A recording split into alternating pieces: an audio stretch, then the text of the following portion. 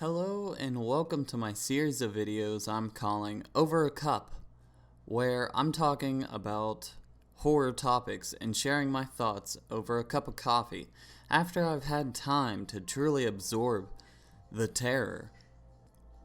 The topic of today's episode being the renowned horror manga author illustrator Junji Ito. And as I'm sure you know, if you're watching this review of his work, Ito is highly popular and well talked about. I finally decided to take the leap after seeing his artwork all over the place. And I was curious as to what exactly was going on in these works. And I've gotta say, the level of detail put into every frame is just absolutely astonishing.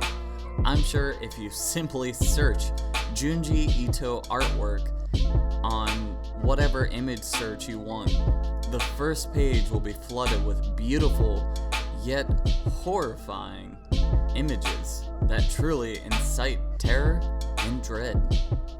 But it's more than simply artwork that makes his work stand out. His stories are not only widely varied, but authentic. Each situation and scenario in these stories seems so unique, yet morbid. I'm not going to lie to you though. Some of his work may seem a little too wild, or downright goofy at times, but I don't think it's the likelihood to reality that draws us in. As cliche as it sounds, I like to describe his work like that of a nightmare. Yes, at times, it seems like it's too much, but I know that I've certainly had a nightmare that just really can't be explained. For instance, just a couple months ago, I can remember this dream where I have no idea why, but I knew I was in a pyramid. And it was absolutely pitch black. I could not see a thing in front of my face. And the only source of light I had was a Zippo. And why? I have no idea, because I don't even smoke. But I lit it up just to see, and typical nightmare fashion, the first thing that is right in front of my face is a half-decayed corpse laying on the ground next to me, and it scared me. I was really freaked out, and I ran. I wasn't sure where I was running exactly, but I was trying to find an escape, and luckily I did. I found light spilling out, so I ran to that light, and in the doorway of that exit, the thing I seen was a white snake, just sitting there guarding, keeping me from exiting, and I don't know how to explain it better than this.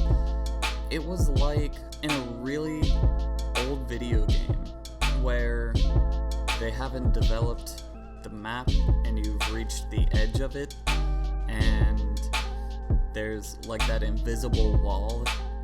I just couldn't leave. It was like my fear was literally or physically stopping me from exiting. And the one thing that caught my eye is out in the distance, I seen a absolutely massive wave coming towards me. I mean, the sheer size of this wave had to have been, for a brief moment, I was at the bottom of the ocean, but there was no water, and it was dry, but I could see all of that water of the ocean rushing in, to where I knew the water was going to flood that pyramid, and I wasn't going to be able to escape. But that's the best description of his work. It's like a nightmare. You really can't explain whatever is going on. Yes, it's wonky at times and seems impossible, but that's the best way to describe his work. Yes, sometimes it doesn't make sense, and it can be downright wonky.